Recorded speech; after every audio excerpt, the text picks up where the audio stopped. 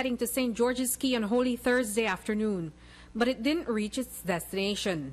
Just minutes after it launched, there was a loud explosion and fire erupted on board Miss Din's. Of the 4 passengers, Romy Badillo Sr. was the most injured. Stephen Bradley, owner of Miss Din, was also on board. We launched the boat, I started the engine, which was no problem. It's a brand new engine with 37 hours of use. And I removed the boat from the trailer by reversing it off. And I had instructed my helper, my supervisor, Gerardo Zelaya, to park my truck and the trailer on the side in front of where the launch ramp is, near the Mr. Wayne McNabb's house, so to speak. And in the process of bringing the boat back to the seawall to pick him up, there was just a big loud bang, and the boat exploded instantly. This was about probably 4 minutes after we started the engine. That bang led to this fire on board the boat. Within seconds, the flames were high and thick smoke covered the area. The impact of the explosions threw 2 of the passengers overboard. Bradley recounts the terrifying experience. One of my guys, Wallace Flores, one of my workers, got thrown into the sea. The other one, George Nicholas Gonzalez, his legs caught fire and he jumped out. Unfortunately, Mr. Badillo was thrown forward, and he was lying in a, as far as I could tell, in a semi-conscious state, and I was trying to get him to get up, because from the position where the flames were, I couldn't pick him up and throw him over the side. I was trying to get him to get up, and there's one instance I remember that I was actually trying to lash the fire on his leg, on his right leg, to keep it from not burning anymore, and that I failed at that. And then there was a secondary explosion.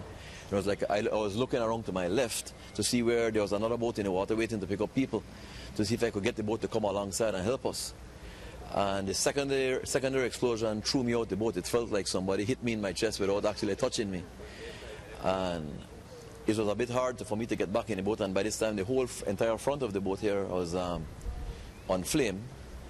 And when I went to the back of the boat, where there's a swim deck in the back to get on, I could see Mr. Badillo, like he did like a big exercise push-up, and just rolled over the side of the boat and into the sea.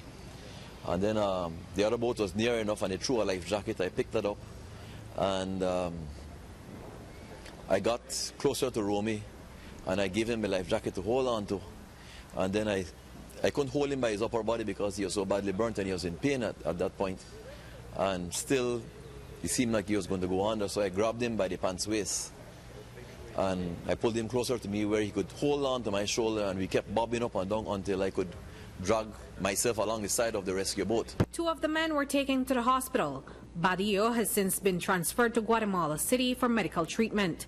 The seasoned seaman suffered 2nd-degree burns. I spoke to his younger brother, who is with him, and his wife and his daughter in Guatemala City, just at midday by telephone. And the burns that were initially considered to be 3rd degree have been downgraded to 2nd degree after treatment and after some surgical procedure where they removed quite a bit of the burnt skin. They found out that it was, as of midday today, that I was told by his brother that it is considered to be 2nd degree. He's still very much sedated. It's an induced sedation because I guess they're trying to avoid the pain when he's conscious. And he's been that way since last Friday morning. I think last Friday morning was the last time that he was speaking. But we are pretty sure that he's going to pull through. Romy is a very tough person.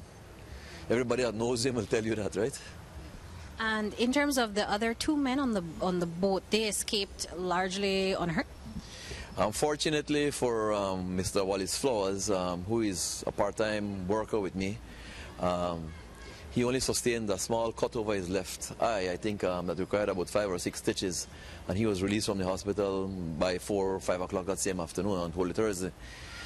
George Nicholas Gonzalez is still in the hospital. He will remain there, I understand, for maybe up to a month, and he's somewhat isolated because of the risk of getting infected from the type of burns he has. He has, I think his burns at the Carl Houston have been considered on his leg, on his left leg and left hand has been considered as secondary, and on the right leg and right hand as 1st-degree burns. Bradley says they are fortunate to be alive today. To be here today saying that Romy and George and Wallace and myself survived an incident like that, I would say we're extremely lucky. Extremely, extremely lucky.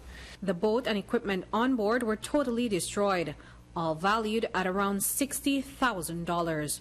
Reporting for News 5, I'm Andrea Polanco.